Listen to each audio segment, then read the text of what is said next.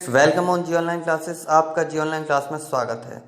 ठीक है, तो आप हमें ट्विटर पे भी फॉलो कर सकते हो। We will support one class one channel and one nation and digital platform supporting national test Abhyas और digital India gift slogan by Narendra Modi ji. ठीक है, तो आप हम किस टैगलाइन के साथ पढ़ते हैं, किस टारगेट है हमारा, क्या टारगेट है? पढ़ना है, लिखना है, डेली करंट अफेयर देखना है, आगे चल के अधिकारी बनना है। तो आपकी फर्स्ट न्यूज़ ये है। अभी एक न्यूज़ है इंटरनेशनल रिलीजियस फ्रीडम रिपोर्ट से। ठीक है, ये एक यूएस गवर्नमेंट ने एक रिपोर्ट जारी की है इंडिया के लिए। ठीक है, रिलीजियस मतलब धर्म, धर्म के आधार पर ये इंटरनेशनल यूएस गवर्नमेंट ने, अमेरिका की गवर्नमेंट ने रिपोर्ट जारी करी है कि कौन सा देश कितना धार्मिक चीज़ों पर ध्यान देता है। तो ये किसने ये रिपोर्ट 2019 में जारी की है यूएस गवर्नमेंट के द्वारा। ठीक है, और ये इंटरनेशनल रिलीजियस फ्रीडम रिपोर्ट। ठीक है, कोई धर्म किसी देश में कितना आज़ाद है, क्या किसी इंसान को उसको धर्म के आधार पर हम देख रहे हैं डिस्क्रिमिनेशन कर रहे हैं, जाति के आधार पर हम डिस्क्रिमिनेशन कर रहे हैं। तो ये चीज़ है, हिंदू मुस्लिम ये सिख ईसाई इन सबको बांट तो नहीं रहे इस कंट्री में। तो इसी के आधार पर एक रैंकिंग रिपोर्ट जारी की है किसने? यूएस गवर्नमेंट ने। ठीक है, तो रिपोर्ट क्या है आप पढ़ते हैं कि ये रिपोर्ट 2019 में जारी की है, लेकिन इस रिपोर्ट में जो इंडिया ने अपनी आवाज़ उठाई है कि ये रिपोर्ट गलत है, कंसल्ट किया है यूएस के खिलाफ। ठीक है, तो रिपोर्ट में क्या क्या है मैं बता देता हूँ कि जो रिपोर्ट में ये चीज़ है कि जम्मू कश्मीर का हला हो गया, जो अभी 370 आर्टिकल हटा था। ठीक है, तो उसमें क्या था कि जम्मू कश्मीर को स्पेशल एक स्टेट मान रहे थे पहले, अब 370 आर्टिकल हटा दिया। एक तो ये आवाज़ इस रिपोर्ट में लिखी हुई है कि ये धर्म के आधार पर डिस्क्रिमिनेशन कर रही है ये जो हमारा देश है इंडिया, ये यूएस ने कहा है। और दूसरे है कि जो नॉन मुस्लिम, जो हमारे विशेष ध्यान देना जा रहा है कि नॉन मुस्लिम होते हैं, जो हिंदू हैं, सिख हैं, इनको एक इन पर विशेष ध्यान दिया जा रहा है। और मुस्लिम्स जो मुस्लिम हैं उन पर अलग थलग किया जा रहा है उन्हें एक इस रिपोर्ट में। तो ये तो हमारे खिलाफ है, ऐसा तो हो ही नहीं रहा। ठीक है, from Bangladesh Afghanistan and Pakistan it also citizenship amendment act saying act fast track to provide citizen to non muslim from Bangladesh Afghanistan and Pakistan. तो उनको क्या है कि ये चीज़ उन्हें जल्दी से जल्दी एक फास्ट ट्रैकिंग दी जा रही है इसमें कि जो नॉन मुस्लिम है, नॉन मुस्लिम जैसे पाकिस्तान में हिंदू रहते हैं वो नॉन मुस्लिम पर्सन, तो ये है उनको ट्रैकिंग करी जा रही है, उन पर ध्यान दिया जा रहा है, उन्हें जल्दी से जल्दी इंडियन सिटीजनशिप मिल जाए। ठीक है, द रिपोर्ट ऑल्सो, और देखो एक काव का कि जो काव के बारे में भी केस बहुत सारे आपने इंसिडेंट देखे होंगे काव से रिलेटेड। ठीक है, गाय को मार रहे हैं ये सब, तो इस पर ज़्यादा ध्यान दे रही है, मॉब लिंचिंग पर ज़्यादा ध्यान दे रही है, ये इन चीज़ों पर ध्यान दे रही है। तो इसी वजह से इंडिया ने इस पर आवाज़ उठाई है कि ये गलत है। और ये रिपोर्ट किसने जारी करी है? एक ऑर्गेनाइजेशन है, एनजीओ, एक एनजीओ है, क्या नाम है? एनजीओ एफसीआरए नाम का एक एनजीओ है। इसकी जो फुल फॉर्म है क्या है? Foreign contribution regulation act. एक ये इंटरनेशनल नॉन गवर्नमेंट ऑर्गेनाइजेशन है। ये क्या देखती है कि किस देश में कितना रिलीजियस के आधार पर कोई डिस्क्रिमिनेट कर रहा है लोगों को। According to report India has prohibited several internationally funded NGOs. इसको जो एफसीआरए को फंड करता है वो कौन करती हैं? इंटरनेशनल कंट्री करती हैं, जैसे अदर कंट्री हो गई यूएसए, ठीक है, ब्रिटेन, रशिया, इसको फंड करती हैं, पैसा देती हैं। They were prohibited from operating India since 2010। अब ये जो 2010 से ऑपरेट हो रहा है इंडिया में, तो अब रिपोर्ट जाके दी है कि इंडिया में हालात क्या हैं। इसने तो ये यूएसओ को दी रिपोर्ट, और यूएस ने पूरे ऑल ओवर द वर्ल्ड बताई कि ये डिस्क्रिमिनेशन पर आधार पर जो रिलीजियस को बांटा जा रहा है। ठीक है, और ये एक्ट 19 थ्रू द अमेंडम कोड। ठीक है, internationally funded NGO based on national interest. ठीक है, तो इस तरह का ये रिपोर्ट है, एक तरह की न्यूज़ है, आप जान सकते हो क्या चल रहा है देश में, इंटरनेशनल पॉलिटिक्स में क्या चल रहा है। तो ये इसलिए मैं बताता हूँ आपको, जो बच्चे IAS, Indian administrative service, PCS, lower PCS की तैयारी कर रहे हैं, तो आपसे ये नहीं पूछेंगे कि रमना रिवर कहाँ है, ये कहाँ है, ये ही पूछेंगे कि क्या केस हुआ है, इंसिडेंट पूछेंगे। और इसी तरह जब ग्रुप डिस्कशन करोगे आप, तो आपको किसी जैसे एसएसबी में जाते हो, ठीक है, सर्विस सिलेक्शन बोर्ड जो आर्मी के आर्मी ऑफिसर बनते, तो उसमें भी आपको ये चीज़ नहीं करनी कि ये क्या है, आपको फैक्ट पर बात करनी है कि क्या रिपोर्ट किसने जारी की है। ठीक है, इस तरह तो आप जब ही ग्रुप डिस्कशन में आपका सेलेक्ट किया जाएगा। ओके, ये है, ये इंडियन एशियन यूथ डायलॉग।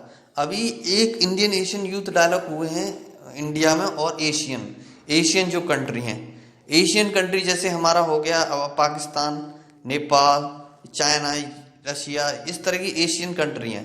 आपको पता है एशिया के बारे में अभी बताऊंगा नेक्स्ट पेज पर कि एशिया वर्ल्ड का सबसे बड़ा, मैं पूछूंगा वर्ल्ड सबसे बड़ा कॉन्टिनेंट कौन सा है। Asia is the world number 1 continent, सबसे बड़ा कॉन्टिनेंट है एशिया। ठीक है, तो अब इंडिया में जो और एशियन कंट्री, जो जितनी भी एशियन कंट्री है उनमें डायलॉग हुए हैं, बात हुई है, और ये किससे रिलेटेड है, ये स्टूडेंट से रिलेटेड है इंफॉर्मेशन। ठीक है, the youth dialogue has held between June 8 2020 and June 10 2020। The dialogue was held in virtual mode.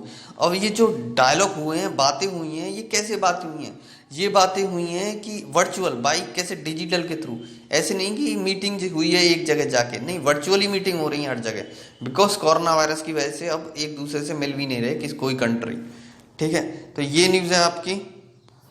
अब क्या बातें हुई हैं मैं बता देता हूँ। During dialogue India and Asian in cooperation constructive in skill development. तो एशियन जो स्टूडेंट है, एशियन के स्टूडेंट है, वो इंडिया ने कहा है कि हम आपको जो आपकी स्किल्स है उसको डेवलपमेंट करेंगे, और जो यूथनेस है उन्हें बढ़ावा देंगे, यूथ एनर्जी को बढ़ावा देंगे कि वो आएँ और वो काम सीखें, एजुकेशन लें। ठीक है, और ये पार्टनरशिप हुई है कंट्रियों के बीच में। ठीक है, हम केवल जो यूथ हैं, इंडियन यूथ हैं, और इंटरनेशनल जो एशियन यूथ हैं, उन पर ध्यान दिया जाए और उन्हें आगे बढ़ाया जाए, ये चीज़ है। और ये लीडर एल्सो, अब पढ़ लेते हैं, there area was initiative are strategic partnership between the 2 countries at the dialogue. The leader also acknowledge reestablishment of Nalanda university. The Nalanda university has been offered several scholarship program for the Asian student. तो ये Nalanda university है, हमारे देश में ही है Nalanda university. तो उसने कहा है कि उन्हें जो एशियन स्टूडेंट है एज ए स्कॉलरशिप भी देगी अगर वो हमारे देश में आएंगे, पढ़ेंगे, एज ए स्किल्स पर काम करेंगे, टेक्निकल नॉलेज पे अपनी जो नॉलेज है शेयर करेंगे। ठीक है, तो ये इस पर काम होगा। डायलॉग हुए जिसमें से कितने स्टूडेंट, 2500 यूथ स्टूडेंट, कितने 2500 एशियन यूथ स्टूडेंट इंगेज हुए हैं इस जो डायलॉग में, जो अभी डायलॉग हुए इन कंट्रियों में। ठीक है, ओके, तो ये the include special closer young Asian development, ये सारी चीज़ें आप देख लेना, और बहुत सारी हैं ये बातें हुई हैं, आप ये इस न्यूज़ के बारे में बस ध्यान रखना। ठीक है, अब ये guidelines for import of exotic species. अब इंडिया गवर्नमेंट ने एक गाइडलाइन जारी करी है एक्सोटिक स्पेसिस। एक्सोटिक स्पेसिस क्या होती हैं? अब एक्सोटिक स्पेसिस क्या होते हैं, जैसे मैं बता देता हूँ, मेंढक हो गया, ये एक तरह के वो स्पेसिस हैं कि हम एक जगह से दूसरी जगह ला सकते हैं। मेंढक, ठीक है, मछली, ये हमारे एक्सोटिक स्पेस हैं। इनके लिए इंडिया ने गवर्नमेंट गाइडलाइंस, मतलब निर्देश जारी किए गए हैं कि जो हम बाहर से इन जानवरों को मंगा रहे हैं और इंपोर्ट कर रहे हैं, एक्सपोर्ट कर रहे हैं, बाहर सेल भी कर रहे हैं, खरीद भी रहे हैं और बेच भी रहे हैं, तो इनके लिए एक इनको रूल फॉलो करना पड़ेगा, इंडिया की गाइडलाइंस। ठीक है, तो ये एडवाइजरी किसने जारी की है? The ministry of environment forest and climate change recently. Climate change के बारे में मैंने कल बता दिया कि कब हो सकता है क्लाइमेट चेंज, जब क्या होता है, जब अगर क्लाइमेट चेंज हो जाए। मैंने बताया था कि मिट्टी का खसकना, एक फॉरेस्ट के बारे में बताया था कल मैंने।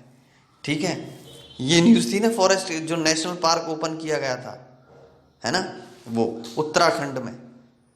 ठीक है, तो वो नेशनल उत्तराखंड में क्यों ओपन किया? पहले वो बंद कर दिया गया था, किस वजह से बंद कर दिया? क्योंकि उसका जो क्लाइमेट चेंज की वजह से वो पार्क बर्बाद हो चुका था।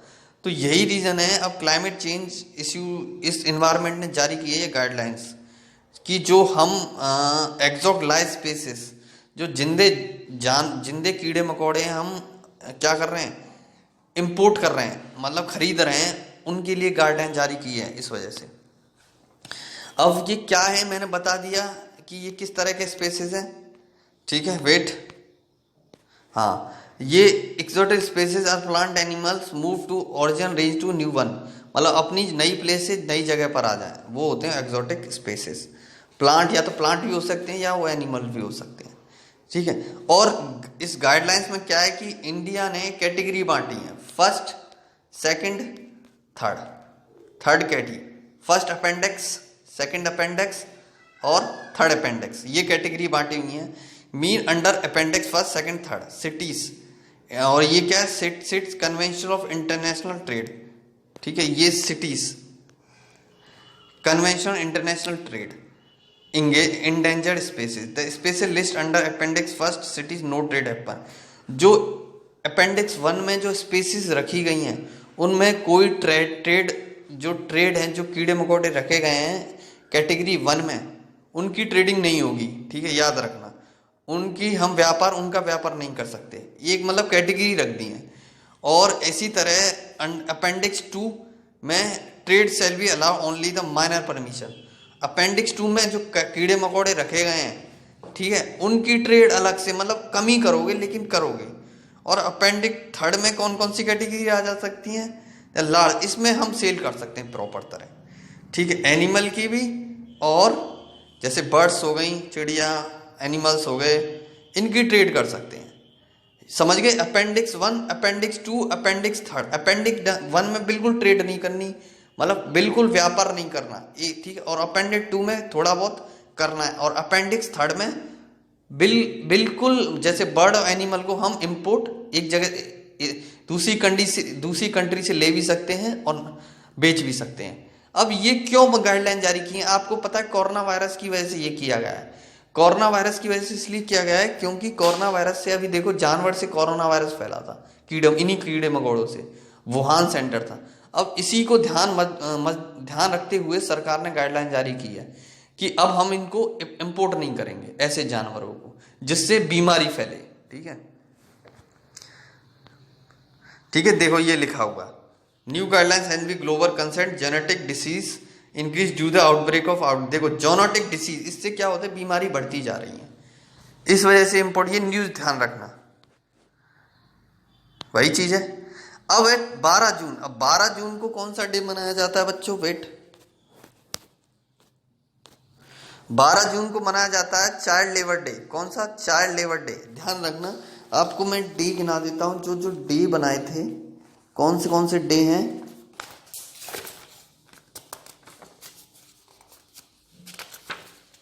देखो 12 जून को कौन सा बना, world day against child labour. अब इसको पता भी नहीं होगा बच्चों को, बच्चों जान लो।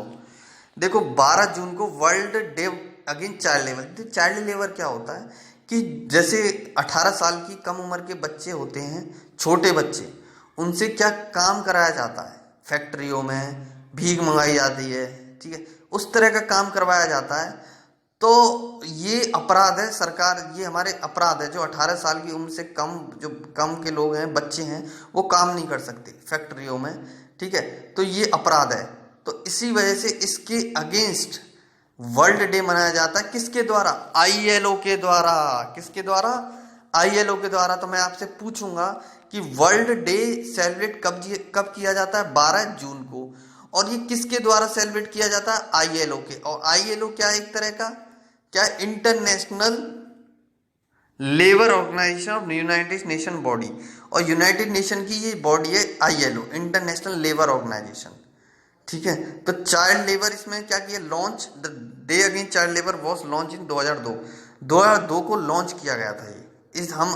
इसी से ILO ने बताया था कि अब हम जो लोग इनके खिलाफ लड़ेंगे और एक अवेयरनेस प्रोग्राम चालू करेंगे, ठीक है, समझ में आ गए। तो आपके जो इंपॉर्टेंट डे है, 9 जून को क्या मनाया जाता है, एक्रेडिटेशन डे। 5 जून को क्या मनाया जाता है, एनवायरमेंट डे। और आपको 3 जून को क्या मनाया जाता है, बाईसाइकिल डे।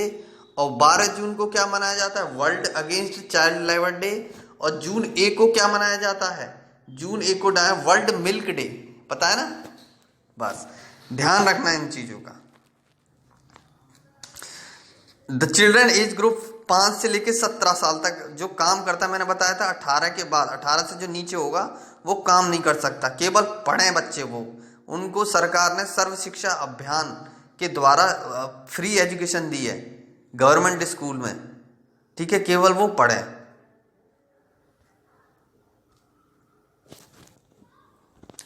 अब ये भारत माला परियोजना, एक भारत माला परियोजना अब डिले कर दी गई है। ये किसके द्वारा, ये भारत सरकार के द्वारा परियोजनाएं बनाई जा रही थी। इससे क्या है कि रोड का अब रोड कंस्ट्रक्ट किया जा रहा था। भारत माला परियोजना that was scheduled to completed 2021 से 22, इस योजना को 2021 से 22 तक कंप्लीट किया जाना था, लेकिन अब ये 2025 से 26 कर दी गई है भारत माला परियोजना, ठीक है। अब ये किस ऑर्गेनाइजेशन ने ये रिपोर्ट दी है, ठीक है, ये रिपोर्ट दी है ICRA। ICRA इंफॉर्मेशन क्रेडिट, इसकी फुल फॉर्म क्या होती है, investment information and credit rating agency.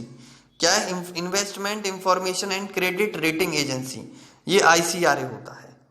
बच्चों समझ गए, ये इस तरह का ये एक रेटिंग जारी करती है कि कौन सा प्रोजेक्ट कहाँ चल रहा है और कब ये बनेगा।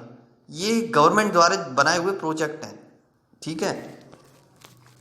अब ये क्या है भारतमाला परियोजना, द कोविड-19 की वजह से इसे डिलीट कर दिया है। कोरोना वायरस पता है, इस वजह से वर्कर काम नहीं कर पा रहे, तो इस वजह से इसे आगे के लिए बढ़ा दिया है। अब ये क्या है, इसका क्या है कि ये national highway authority of India until February, अब जो ये एक तरह का रोड है परियोजना, किससे रिलेटेड है, ये रोड बनाया जा रहा है, ठीक है। इस परियोजना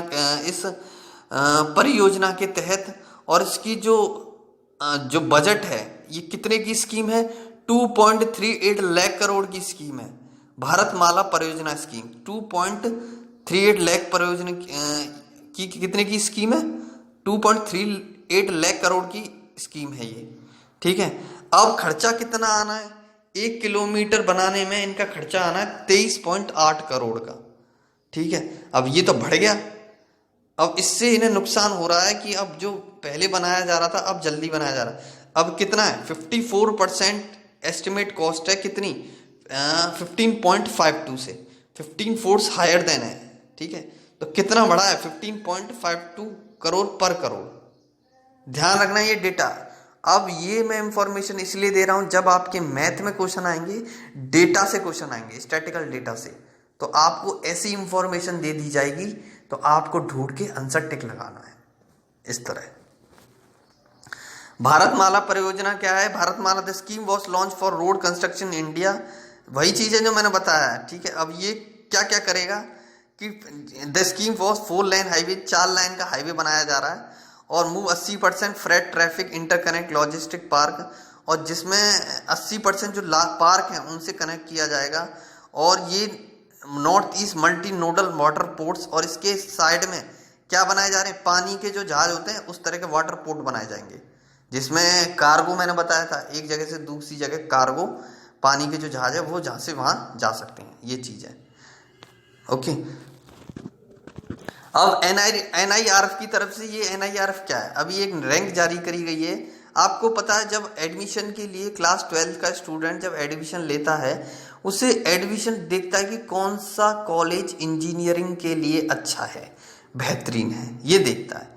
तो उसी के रिपोर्ट के आधार पर NIRF, ये एक एजुकेशन इंस्टीट्यूट है, एक तरह का एजुकेशनल इंस्टीट्यूट है, इसकी जो फुल फॉर्म है national institutional ranking framework.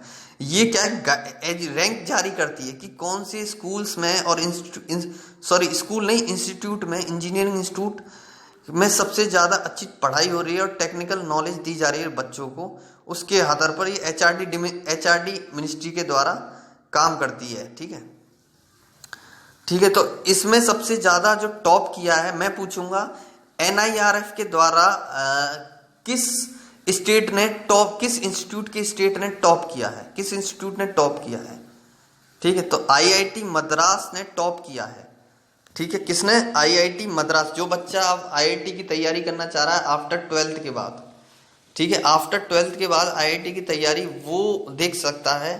IIT Madras is a very well top college in Madras, ठीक है, और follow by I BSc Bangalore, ISC BSc Bangalore, third place what secure IIT Delhi.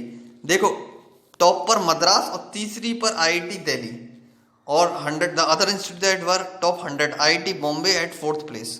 जो फोर्थ प्लेस पर है आईआईटी, देखो आईआईटी मद्रास पहली, ठीक है, और थर्ड प्लेस वर सिक्योर आईआईटी दिल्ली, ठीक है, और जो फोर्थ प्लेस है आपको पहली याद करनी है, ठीक है बस।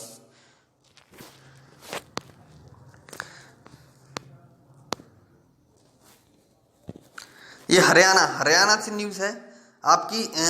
अभी पता है boring Haryana 1000 water resource boards to be construction. अब हरियाणा में जो 1000 जो वाटर हैं रिचार्ज, अब बता बोरिंग खोदी जा रही है, मतलब बोरिंग बनाई जा रही है। क्यों बनाई जा रही है हरियाणा में? हरियाणा में इसलिए बोरिंग बनाई जा रही है, देखो क्यों, क्योंकि देखो वहाँ पर है पानी की कमी आ गई है सबसे पहली बात, और खेतों में जो किसान है पानी नहीं दे पा रहे, ठीक है। तो अब ये जो सरकार है हरियाणा सरकार ने बोरिंग खोदने का काम कर रही है, उनको हेल्प कर रही है फार्मरों को, जो हरियाणा के फार्मर है उनको हेल्प कर रही है कि आप बोरिंग बनाओ। 1000 बोरिंग खोदी जा रही है सरकार द्वारा, ठीक है। इस वजह से ये हरियाणा स्टेट में, तो ये क्या है कि जो 90% पैसा गवर्नमेंट दे रही है, सोच लो जो हरियाणा से बच्चे हैं जो हरियाणा में अपनी गवर्नमेंट की तैयारी कर रहे हैं, ध्यान से सुन लो, 90% हरियाणा गवर्नमेंट उन फार्मर को पैसा दे रही है, और 10% जो फार्मर है पैसा लगाएगा। अब बताओ, है ना 10%, ये चीज है। अब इसके बैकग्राउंड क्या है कि अब वही चीज है, ये आप न्यूज ध्यान दे लेना, ठीक है।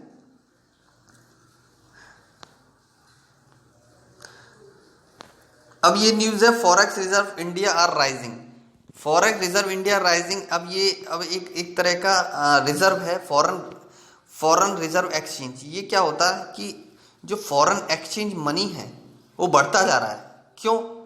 जैसे अब मैं बताता हूँ, ये न्यूज़ उसके रिगार्डिंग है। जैसे फॉरेन एक्सचेंज मनी हो गया कि किसी के पास डॉलर है, ठीक है, अब डॉलर से उसे करेंसी चेंज करानी है, ठीक है, करेंसी चेंज करानी है तो उसे रुपए मिल जाएंगे। जैसे इंडियन हूँ मैं और मैं डॉलर कमा के लाया हूँ, तो मैं कहाँ जाऊँगा, कहाँ पर जाऊँगा, फॉरेन एक्सचेंज रिजर्व बैंक में जाऊँगा, जिसमें मुझे रुपए मिलेंगे करेंसी में और मैं उन्हें डॉलर जमा कर दूंगा, ठीक है, इस तरह का। तो ये है, अब ये जो करेंसी है फॉरेन जो डॉलर बढ़ रहा है, ये बढ़ती जा रही है। ये रिपोर्ट आई है किसके द्वारा, ठीक है, ये इंडिया में अब ये बढ़ती जा रही है। कितनी रिपोर्ट हो गई है, ये 493 बिलियन यूएसडी डॉलर हो चुके हैं, दिन और दिन बढ़ती जा रही है, ठीक है। अब ये तो हमारे लिए बहुत अच्छी बात है कि फॉरेन एक्सचेंज बढ़ रहा है इंडिया में। अब ये क्यों बढ़ रहा है, ये जो आप देख रहे हो FDI, foreign development investment and foreign portfolio investor, FPI ने एफडीआई क्या होता है कि जो इन्वेस्टर अपना पैसा लगाते हैं फॉरेन करेंसी में लगाते हैं, ठीक है, फॉरेन डेवलपमेंट इन्वेस्ट। और एफबीआई जो बाहर से आते हैं इन्वेस्टर, मतलब बिजनेसमैन आते हैं, जैसे कोई यूएस का पर्सन है, अमेरिका के लोग हैं और वो यहाँ बिजनेस करना चाह रहे हैं इंडिया में, तो वो अपना पैसा लगा रहे हैं ना, तो वो क्या हो गया, FDI, foreign development investment, foreign direct investment, ठीक है, इस तरह का। और फॉरेन पोर्टफोलियो इन्वेस्टमेंट, तो ये इंक्रीज हो रहा है, आप ध्यान दे लेना इसके बारे में। एक है एक्रेट lion population increase, Asiatic lion की जो पॉपुलेशन है वो इंक्रीज हो रही है दिन और दिन। अब ये एशियाटिक लायन मतलब लायन की पॉपुलेशन अब इंक्रीज हो रही है। ये पीएम मोदी ने ट्वीट किया है, ट्विटर पर ट्वीट किया है। ये तो हमारे लिए अच्छी बात है कि जो लायन की संख्या बढ़ती जा रही है। पहले ही क्या है, ये खत्म होते जा रहे थे लायन। अब देखो, मैं रिपोर्ट दे देता हूँ कि जो 2015 में 523 लायन थे, अब ये 2020 में 674 लाइन हो चुके हैं, तो संख्या बढ़ गई ना। अब इट वॉज 220। अब इनके लिए लैंड भी चाहिए, इनको रहने के लिए जंगल भी तो चाहिए, तो 2 किलोमीटर ये इनको एरिया भी दिया जा रहा है, ठीक है। अब ये जो एरिया है गुजरात में, ये किसका इंसिडेंट है, ये गुजरात में लाइन बढ़ाया जा रहा है। जो गुजरात में फॉरेस्ट है, गिर नेशनल पार्क, ध्यान रखना, गिर नेशनल पार्क में ये लाइन बढ़ते जा रहे हैं, ठीक है, ये ध्यान रखना, इसकी न्यूज़ है, ठीक है। अब ये इसका रीजन क्या है कि ये बढ़ते जा रहे हैं। सबसे पहले जो वहाँ के लोग हैं, गुजरात के लोग हैं, इनमें पार्टिसिपेट कर रहे हैं कि इनको रक्षा करी जाए और इनका ध्यान रखा जाए सबसे, और एम्फेसिस और जो टेक्नोलॉजी है उस पर ज़्यादा ध्यान दिया जा रहा है। एम्फेसिस मतलब ध्यान देना, और प्रॉपर हैबिटेट मैनेजमेंट, और उनका जो रहन सहन है, जो लायंस का रहन सहन है, उनको हम मैनेजमेंट अच्छे से रख रहे हैं, बना रहे हैं कि आप जो लायन है उन्हें अच्छे से रखा जाए और उन्हें सारी फैसिलिटी जो प्रोवाइड की जाए, ठीक, एक तरह की। और जो जंग होती है लायन और इंसान में, वो भी कम हो गई है। तो ये चीज है, यही कारण है जो लायन की संख्या बढ़ी है गुजरात में। अब कोरल ट्रायंगल डे मनाया जाता है, आपको पता है कोरल ट्रायंगल डे 9 जून को, एक एक्रीडेशन डे और कोरल ट्रायंगल डे 9 जून को मनाया जाता है, ठीक है। ये कोरल ट्रायंगल इनिशिएटिव क्या है मैं बता देता हूं कि एक तरह का ये coral triangle world marine diversity that's approx 6 country, ये क्या है कि 6 कंट्री सेलिब्रेट करती हैं इस कोरल ट्रायंगल को। इसका पीछे रीजन है कि ये किस स्पेसिस से रिलेट है, जो पानी में स्पेसिस रहते हैं, ठीक है, कीड़े मकोड़े रहते हैं, मछली रहती है, उनसे रिलेटेड है ये, ठीक है। तो कोरल ट्रायंगल डे कब मनाया जाता है? 9 जून को मनाया जाता है, ठीक है। और क्या आजकल अर्थ पर इनकी ये लुप्त होते जा रहे हैं, खत्म होते जा रहे हैं ये स्पेसिस, छोटे छोटे कीड़े मकोड़े, किसमें? पानी में, ठीक है। तो इसी कारण बनाया जा रहा है, ये सेलिब्रेट किया जा रहा है, यही रीजन है। समझ गए? बस थोड़ा बहुत आपको जानकारी होनी चाहिए इस डे के बारे में। अब ऑपरेशन डेजर्ट चेस एक तरह का चेस है आर्मी के द्वारा। Rajasthan police recently 2 civil defences in Jaipur based on military intelligence, ठीक है। अब कि राजस्थान में 2 एक सिविलियन पकड़े गए हैं, किसके द्वारा? मिलिट्री इंटेलिजेंस के द्वारा। अब हमारी जो इंटेलिजेंस है, इंडिया की इंटेलिजेंस है, उसका नाम क्या है? रॉ। क्या नाम है? रॉ, खुफिया एजेंसी जिसे बोलते हैं, रॉ, ठीक है। उसने 2 आदमियों को पकड़ा है। They were arrested import they were passing sending information to Pakistan spy agency, और वो आदमी है आईएसआई के। और आईएसआई की जो पाकिस्तान की खुफिया एजेंसी का नाम क्या है? आईएसआई, इंटर सर्विस इंटेलिजेंस, ठीक है, ये याद रखना। बस ये ऑपरेशन डेजर्ट चेस के बारे में बता देता हूं। ये मिलिट्री एजेंसी ने स्टार्ट किया था, was started by 2000 the man arrest under official secret act 90, ठीक है। इस तरह को आप सर्च कर लेना। सबसे पहले मैं हरियाणा के बारे में बता दूं बच्चों। ये हरियाणा स्टेट है, देख ला, हरियाणा। आज हम आज से पढ़ेंगे हरियाणा के बारे में। हरियाणा के बारे में हमें एक स्टेट डेली कवर करनी है। तो हरियाणा को जो पहला नाम क्या था हरियाणा का? ब्रह्मवर्ता, आर्यवर्ता एंड ब्रह्मवान, ठीक है। ये पहले जो एंशिएंट नेम थे इस हरियाणा के। और ये पंजाब बॉर्डर से लगा हुआ है, देख लो, पंजाब बॉर्डर से हरियाणा लगा हुआ है। और सबसे पहले हरियाणा के बारे में पढ़ लें। हरियाणा कब बना था स्टेट? 1966 में हरियाणा बना था, 1 नवंबर 1966 में। और इसकी कैपिटल क्या है? चंडीगढ़। और सबसे बड़ी सिटी फरीदाबाद, हरियाणा फरीदाबाद। और इसमें कितनी डिस्ट्रिक्ट हैं? 22 डिस्ट्रिक्ट है। कितनी? 22। अब इसके जो गवर्नर हैं अभी सत्यदेव नारायण। और चीफ मिनिस्टर कौन है? मनोहर लाल खट्टर, ठीक है। और डिप्टी चीफ मिनिस्टर कौन है? दुष्यंत चौटाला। आपको याद क्या करना है? गवर्नर और चीफ मिनिस्टर, सत्यदेव नारायण और मनोहर लाल खट्टर। आप ये बताना, आपसे ये क्वेश्चन है कि जो स्टेट में गवर्नर को कौन डिप्लॉय करता है, ठीक, कौन वो करता है, मान्य रखता है? सेंट्रल गवर्नमेंट का मान्य रखते हैं कि आप जाओ। सबसे बड़ा इसमें सबसे जो निर्देश, जो भी बिल पास करते हैं, सब स्टेट गवर्नमेंट बिल पास करती हैं, वो साइन की जाती है किससे? गवर्नर के द्वारा साइन किया जाती है, ठीक है, ये ध्यान रखना। ये चीफ मिनिस्टर कौन है? मनोहर लाल खट्टर। और इसकी जो राज्यसभा सीट है 5 और लोकसभा सीट है 10 लोकसभा सीट, राज्यसभा 5। ओके, अब इसमें जो मैं बता दूं किसके बारे में, इसके बारे में देख लो, 22 डिस्ट्रिक्ट है। अब इसमें जो फेवरेट फूड और ये 17वां राज्य है। कौन सा? 17वां राज्य।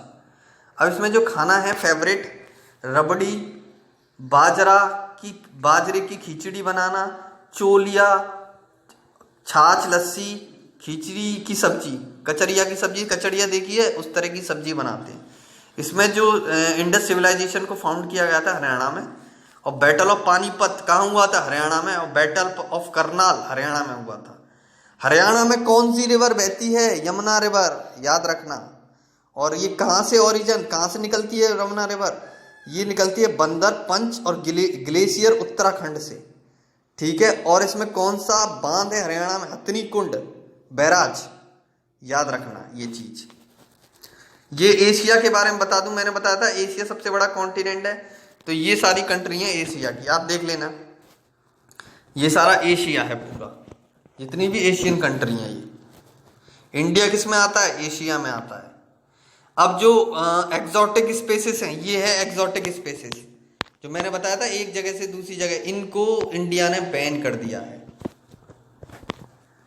ILO क्या होता है मैंने बताया था, इंटरनेशनल लेबर ऑर्गेनाइजेशन, इसके बारे में अब इसका जो हेडक्वार्टर जिनेवा स्विट्जरलैंड में, और ये कब बना था? 29 अक्टूबर 1999 में। बहुत पुराना है। इसके डायरेक्टर हैं गाय राइडर, इसके बारे में पता है। IUCN के इंटरनेशनल यूनियन, इसके बारे में अभी मैं आगे चल के बताऊंगा आपको, ठीक है। तो आज की न्यूज़ समाप्त होती है।